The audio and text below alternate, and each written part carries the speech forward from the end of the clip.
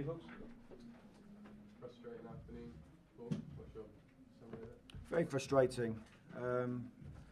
Not quite sure why it turned out like that.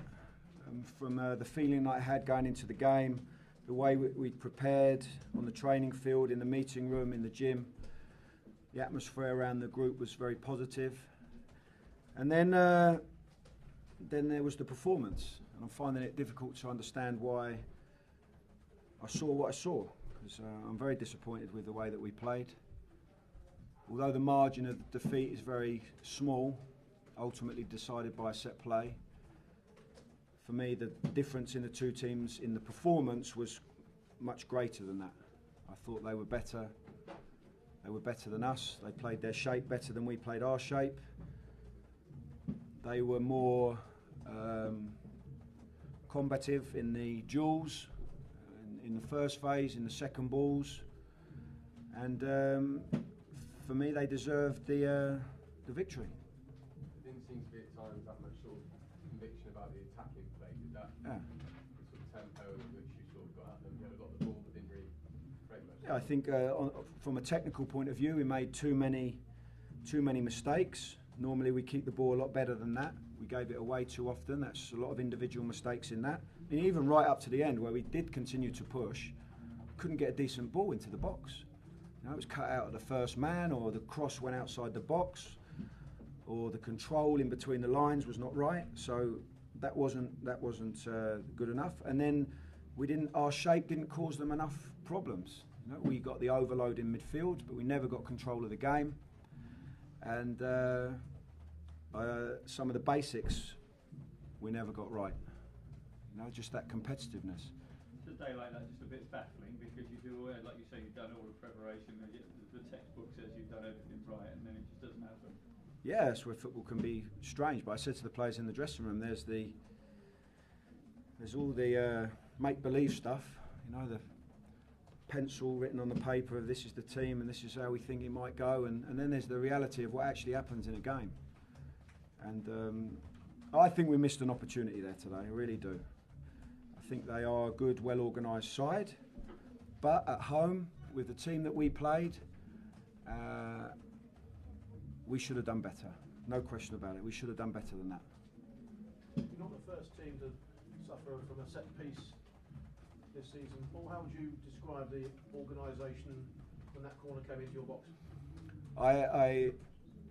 What I saw was the ball come in, and you know, he's got a good jump on him and he's got the header in. I'll have to look back at the details of that.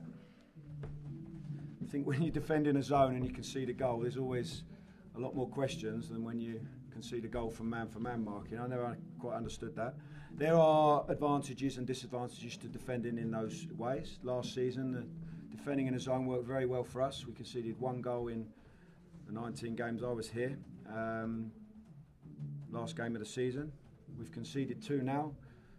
The point I'll make on this is something's obviously not right in the details of the way we defended, and that's what we've got to get right. It's not a question for me of whether we defended in a man-for-man or in a zone. Paul, how did you feel when Arteta played? I think he did some good things. I think he did some things that were not so good. A lot of expectation around today with him, which is normal, and he's a player that will get better and better with us. The more he gets to know his teammates, the more he gets to know the system, the more he understands the culture. But it was okay. It would be interesting, you started him in a deeper role and then moved him forward. What was you thinking of the deeper role? Just to try and get a little spark, a little change in something. Leroy is able to play in both positions, and Renato is able to play in both positions, and just hoping that we'd create a little bit more on the offensive side, which we weren't really doing in the first half. Is it a question of trying to find the way, how to set up to get the best out of someone, or was it today just purely more about individuals not being at the required level?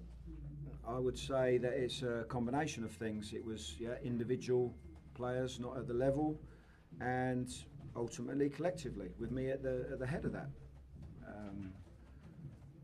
I said to the players, look, listen, there's no crisis.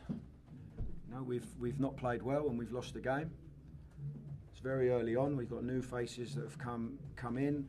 We need to be integrated. Need to be integrated as quick as possible. But at the same time, we've got to wake up quickly. This league's very unforgiving. So we've got to reflect honestly about what happened today and get good preparation, which we always do good preparation for Tottenham. And then it's about delivery, application. And we're going to have to play very well if we're going to get anything next week at Wembley against Tottenham. Richie's quite challenge on Alfie Wilson. Yesterday, a similar incident. A bit connected. I don't think it was any big deal, to be honest. It's only probably that it happened yesterday that you've asked me that question. No, nothing. Nothing for me. Okay, well, one more. Just how is Sanchez's fitness? Obviously, he's come off early as he had.